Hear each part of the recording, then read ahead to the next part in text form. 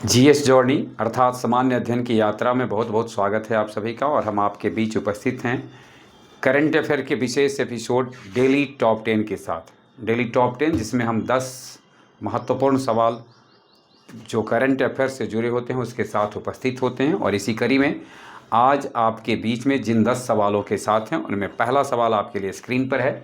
आप जानते होंगे कि आईपीएल का 19वां संस्करण चल रहा है और इसी महीने की अंतिम तारीख को इसके फाइनल मुकाबले होंगे। तो वर्ष 2026 का जो आईपीएल का फाइनल मुकाबला होगा वह किस स्टेडियम में आयोजित किया जाएगा? Which stadium city has been designated to host the final match of the IPL 2026? M Chinnaswamy stadium Bengaluru, Narendra Modi stadium Ahmedabad, Eden Gardens Kolkata, Wankhede stadium Mumbai. और इसका सही आंसर है नरेंद्र मोदी स्टेडियम अहमदाबाद में। नरेंद्र मोदी स्टेडियम अहमदाबाद इससे पूर्व में भी 2022, 23 और 25 में इस आईपीएल के फाइनल मुकाबले की मेज़बानी कर चुका है। तो ध्यान में रखना है 22 में, 23 में, 23 में, 25 में और 26 में।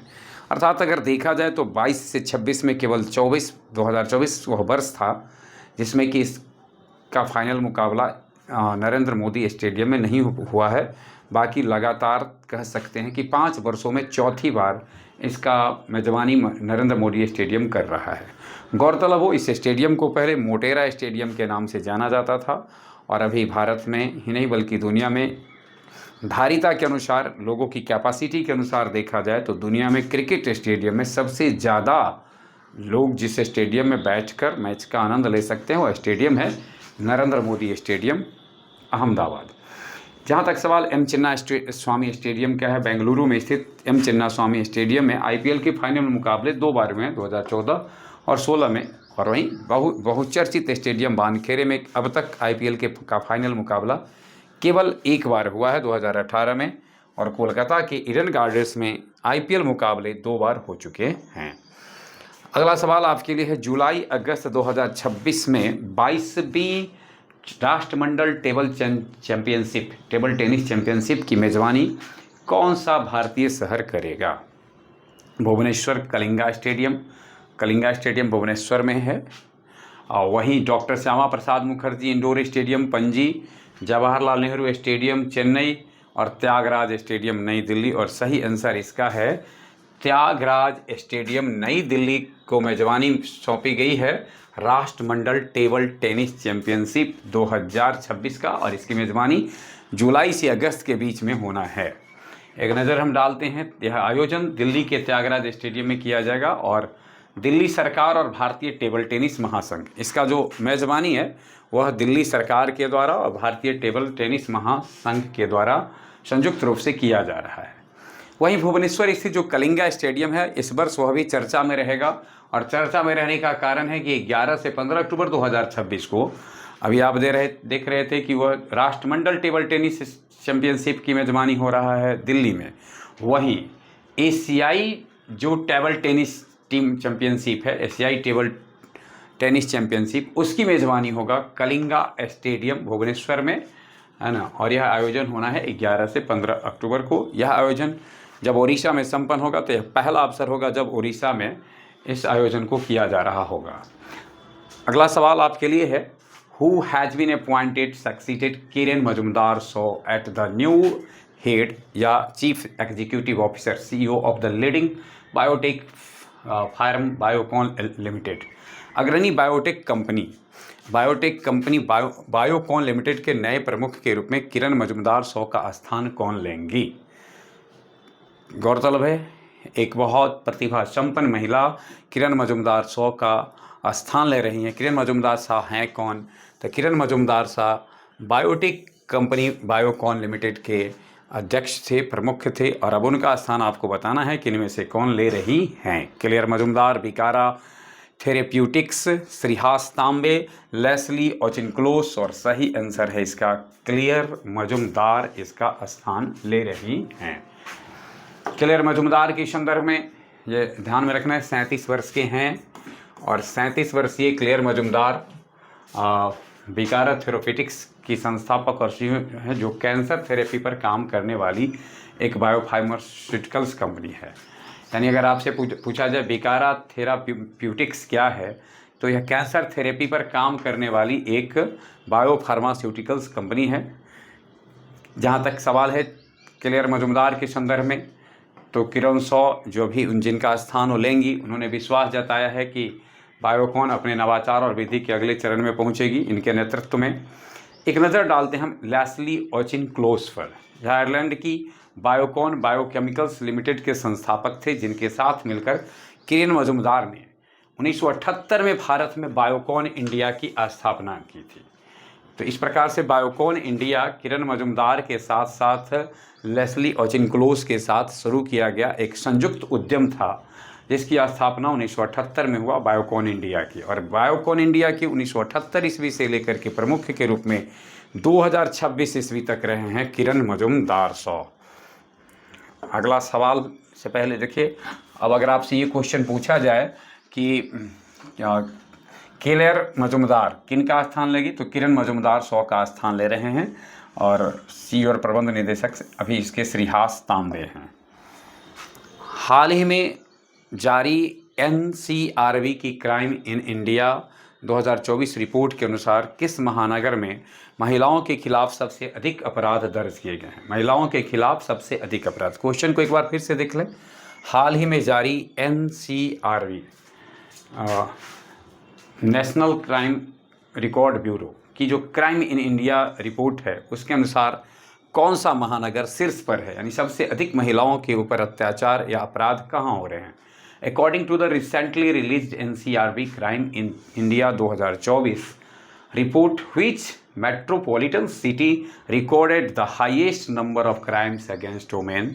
विकल्प आपके लिए है मुंबई, बेंगलुरु, नई दिल्ली, जयपुर। और आश्चर्य लगेगा आपको, इसमें भारत की राजधानी महिलाओं के ऊपर हो रहे अन्याय अत्याचार के मामले में शीर्ष पर है। अर्थात इसका सही आंसर होगा शीर्ष, यानी सबसे ज़्यादा महिलाओं के खिलाफ जो अपराध हैं वह लगातार दर्ज किए गए हैं दिल्ली में। और ये कोई पहला अवसर नहीं है, यह लगातार चौथा साल है जब महिलाओं के खिलाफ सबसे अधिक अपराध में दिल्ली शीर्ष पर रहा है।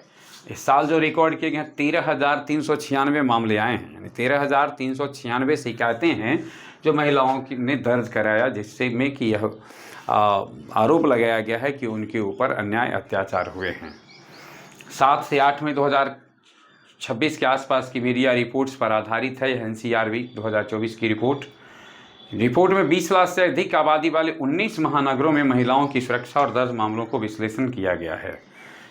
जो एनसीआरबी की रिपोर्ट है उसमें महिलाओं के ऊपर हुए अन्याय के मामले में दिल्ली प्रथम स्थान पर है, वहीं मुंबई दूसरे स्थान पर, बेंगलुरु तीसरे स्थान पर और जयपुर चौथे स्थान पर है। और ध्यान में रखना है, जिन 19 महानगरों में को लेकर के ये रिपोर्ट तैयार किया गया है उनकी आबादी 20 लाख से अधिक की रही है। मई 2026 में आगामी क्वाड विदेश मंत्रियों की बैठक, क्वाड चतुर्भुज होता है आप, तो क्वाड में इंडिया है, अमेरिका है, ऑस्ट्रेलिया है, जापान है। तो इंडिया, अमेरिका, ये क्वाड यानी 4 देशों का एक संघ है, यूनियन है। आपको बताना है कि विदेश मंत्रियों की बैठक की मेज़बानी कौन सा देश इस बार करने जा रहा है। वाशिंगटन डीसी अमेरिका में हो रहा है, नई दिल्ली भारत में हो रहा है, टोक्यो जापान में हो रहा है और मेलबोर्न ऑस्ट्रेलिया में हो रहा है। और इसका सही आंसर है इस बार क्वाड की मेज़बानी भारत ही कर रहा है। भारत इस वर्ष खास करके नई दिल्ली की बात की जाएगी तो कई कारणों से चर्चित रहेगा, जिसमें से क्वाड की मेज़बानी किया है। ध्यान देने योग्य बात है कि अभी हाल में ब्रिक्स की जो विदेश मंत्रियों की बैठक है वह भी दिल्ली में संपन्न होने जा रहा है। हाल ही में 14 से 15 मई की मेज़बानी कर रहा है क्वाड बैठक के साथ साथ भारत ब्रिक्स विदेश मंत्रियों की बैठक की मेज़बानी कर रहा है, जिसकी चर्चा हमने पिछले वीडियो में भी किया था। 2026 में भारत के लिए कूटनीति देखा जाए तो दिल्ली काफ़ी चर्चा में रहेगा। जहाँ तक सवाल है क्वाड का विषय का, तो मुख्य विषय है इंडो पैसिफिक सुरक्षा, हिंद महासागर और प्रशांत महासागर। इंडो पैसिफिक सुरक्षा, महत्वपूर्ण खनिज आपूर्ति श्रृंखला, लचीलापन और उभरती प्रौद्योगिकी शामिल होंगी। यानी ये चारों देश आपस में अपने टेक्नोलॉजी को कैसे बढ़ाएंगे, फिर इंडो यानी हिंद महासागर प्रशांत महासागर में सुरक्षा कैसे बेहतर किया जाए, इन विषयों को लेकर के क्वाड की बैठक दिल्ली में हो रही है 14 से 15 मई के बीच। जैसा कि हमने जिक्र किया, यह एक क्वाड्रिलेटरल सिक्योरिटी डायलॉग है। भारत, अमेरिका, जापान, यानी क्वाड का full form quadrilateral security dialogue, जिसमें भारत, अमेरिका, जापान और ऑस्ट्रेलिया के बीच औपचारिक राजनीतिक मंच है।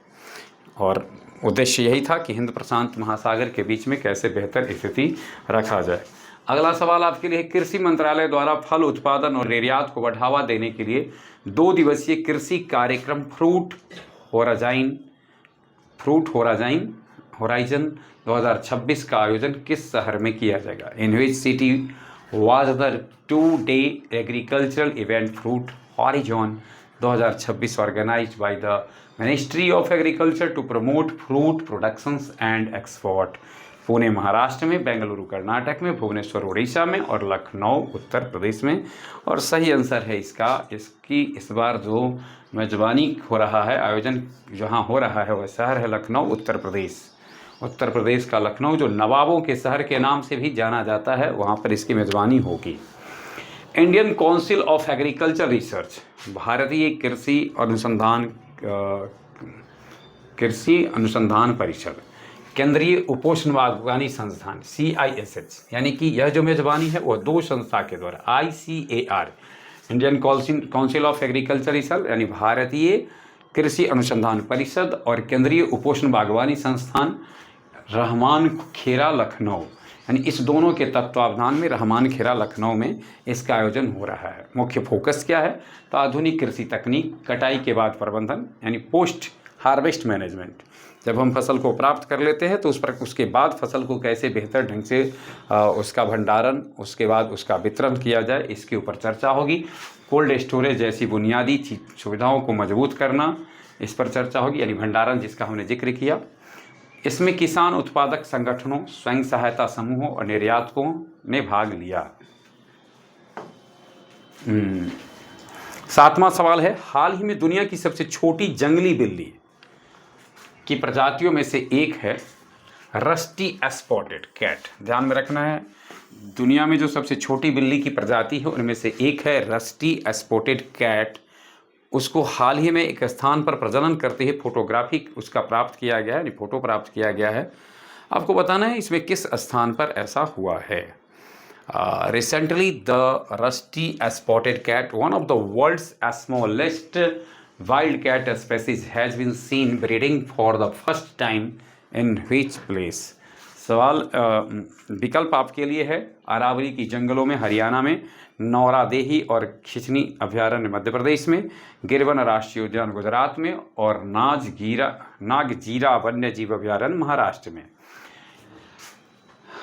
स्टडी स्पॉट कैट की जो अभी हाल ही में प्रजनन करते हुए जहां देखा गया है वह है अरावली की जंगलों में, हरियाणा में इसे देखा गया है। चलिए अगल एक नज़र डालते हैं। स्टडी स्पॉटेड कैट हरियाणा के फरीदाबाद में अरावली जंगलों में अपने बच्चे के साथ प्रजनन करते देखा गया है। दिल्ली NCR क्षेत्र में यह दुर्लभ प्रजाति का प्रजनन का पहला फोटोग्राफिक प्रमाण है। मुख्य रूप से यह जो आप देख रहे हैं स्टडी स्पॉटेड कैट, यह उष्ण, शुष्क और पर्णपाती जंगलों में, पर्णपाती जंगल उन्हें कहते हैं जिनके पत्ते गर्मी के दिनों में से पूर्व यानी उस समय जो झड़ जाते हैं, अर्थात कि जिसमें नए पत्ते आते हैं बसंत ऋतु से पूर्व, कभी किसी में झड़ जाते हों, यूँ समझ लें केवल पर्णपाती मतलब अपने पत्ते को गिरा देने वाले वृक्ष, और चट्टानी इलाकों में रहना पसंद करती हैं। यह भारत की एक स्थानिक प्रजाति है जिसे संकट के निकट श्रेणी में रखा गया है, यानी कहने का अभिप्राय अब धीरे धीरे इसकी संख्या में काफ़ी तेज़ गति से कमी हो रही है। अब इस टाइप की बिल्ली अब धीरे धीरे कह सकते हैं रेड डाटा लिस्ट में शामिल होती जा रही है। इंडिया सेमीकंडक्टर मिशंस के तहत केंद्रीय मंत्रिमंडल ने किन वस्तुओं के निर्माण के लिए भारत की पहली डिस्प्ले फैब्रिकेशन सुविधा को मंजूरी दी? Under the India semiconductors missions the union cabinets has approved India's first display fabrications facilities to manufacture which items? विकल्प आपके लिए semiconductor packaging ATMP, semiconductor packaging ATMP, compound semiconductor, mini micro display और display fab. और सही answer है इसका mini micro lead display को यह मिला है। 5 मई 2026 को गुजरात के धोलेरा में भारत की पहली व्यावसायिक माइक्रो LED डिस्प्ले फैब्रिकेशन सुविधा को मंजूरी दी गई है, जो गैलियम नाइट्राइड तकनीक का उपयोग करके डिस्प्ले मॉड्यूल का निर्माण करेगी। सेमीकंडक्टर डिवाइस में प्रायः नाम से ही स्पष्ट है, सेमीकंडक्टर यानी अर्धचालकों का उपयोग किया जाता है, और जिस अर्धचालक का उपयोग करते हैं प्रायः उसको उसी के नाम से जाना जाता है। तो इसमें अगर आपको जो कहा जाएगा, जो माइक्रो LED बनाए जा रहे हैं उसमें किस सेमीकंडक्टर का इस्तेमाल होगा? Gallium nitride. साथ ही सूरत में एक सेमीकंडक्टर पैकेजिंग सुविधा की भी मंजूरी दी गई है। गिनी माइक्रो LED उच्च शक्ति वाले मोबाइल, टीवी और ऑटोमोटिव डिस्प्ले के लिए आवश्यक है, और जैसा कि हमने कहा गैलियम नाइट्राइड तकनीक पर आधारित है। ATMP का फुल फॉर्म होता है assembly, testing, marking and packaging. Assembly, testing, marking and packaging. ATMP का फुल फॉर्म होगा assembly, testing, marking and packaging. 9वां सवाल आपके लिए स्क्रीन पर है। हाल ही में वास्तविक समय रियल टाइम के शासन को मजबूत करने और समन्वय सुधारने के लिए केंद्रीय प्रभारी अधिकारी CPO पोर्टल किस संस्था द्वारा लॉन्च किया गया है? यानी हाल ही में वास्तविक समय के शासन को मजबूत करने हेतु जो लॉन्च किया गया है CPO पोर्टल, वह किस संस्था के द्वारा लॉन्च किया गया है? विकल्प आपके लिए गृह मंत्रालय, नीति आयोग, वित्त मंत्रालय, इलेक्ट्रॉनिक और सूचना प्रौद्योगिकी मंत्रालय। और सही इसका आंसर है national institutions for transforming India, अर्थात नीति आयोग। नीति आयोग के द्वारा इस पोर्टल को केंद्रीय प्रभारी अधिकारी CPO पोर्टल लॉन्च किया गया है। 5 मई 2026 को नीति आयोग ने केंद्रीय प्रभारी अधिकारी पोर्टल को लॉन्च किया है। अगर आपसे पूछा जाएगा कि CPO की स्थिति को लॉन्च किया गया है, तो उत्तर होगा 5 मई 2026 को किस संस्था के द्वारा लॉन्च किया गया है? तो नीति आयोग के द्वारा, national institutions for transforming India. जैसा कि हम लोग जानते ही होंगे कि इसकी नींव पर ही योजना आयोग को समाप्त कर यह एक गैर संवैधानिक निकाय है और सलाहकारी संस्था है।